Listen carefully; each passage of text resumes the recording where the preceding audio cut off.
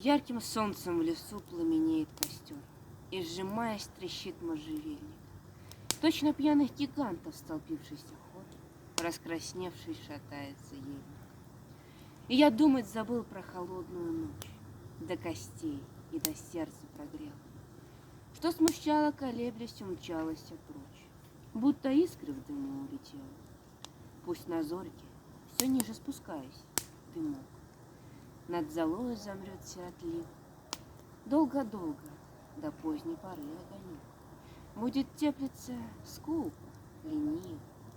И ленивый скупо мерцающий день ничего не укажет в тумане. У холодной золы изогнувшийся пень прочернеет один на поляне. Но нахмурится ночь, разгорится костер, и виясь затрещит можжевельник.